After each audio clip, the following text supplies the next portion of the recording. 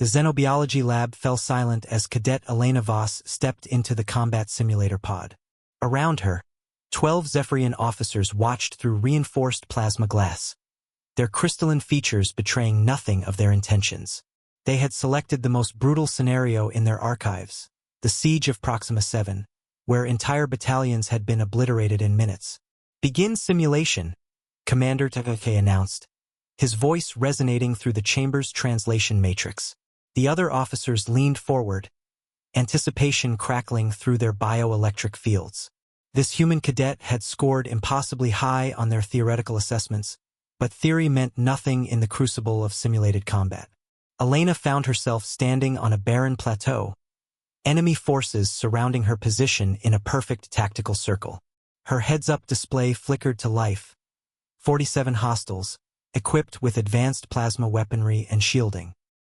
Standard protocol demanded immediate suppressive fire and tactical withdrawal to the extraction point 3 kilometers away. Instead, she did something unprecedented. She sat down. The Zephyrian observers exchanged confused glances, their chromatophores shifting to puzzled amber hues. Commander Thyska's mandibles clicked irritably. "Is the simulation malfunctioning?" Elena closed her eyes and began analyzing the scenario's parameters. Every combat simulation operated on algorithmic principles, and the Zephyrians had made a critical assumption that humans would respond to threats with violence, just as their own species did. But Elena had studied xenopsychology extensively, and she understood something fundamental about Zephyrian military doctrine. The enemy AI began advancing, confused by her lack of movement. Plasma bolts seared the air around her, deliberately missing. The simulation was programmed to allow initial positioning before engagement. Elena remained motionless, her breathing steady, her mind racing through probability matrices. "She's frozen," muttered Officer Vex, her bioluminescent patches dimming with disappointment. The human psychological profile was incorrect. But Elena wasn't frozen. She was thinking. Zephyrian combat doctrine prioritized honor above efficiency. Their algorithms were designed to simulate glorious battle, not asymmetric warfare. The AI controlling the enemy forces operated under strict engagement protocols. It would never fire upon a non-combatant, and by definition, someone who refused to fight was not a combatant. Elena opened her eyes and spoke clearly. "I surrender unconditionally to the commanding officer of the opposing force." The simulation shuddered. Enemy units stopped mid-advance, their movement patterns stuttering as the AI processed this unprecedented input. According to Zephyrian military law, surrender must be acknowledged and the surrendering party taken into protective custody. "Impossible," breathed Commander Thyska. His species had never developed concepts of surrender. Their warriors fought until death or victory.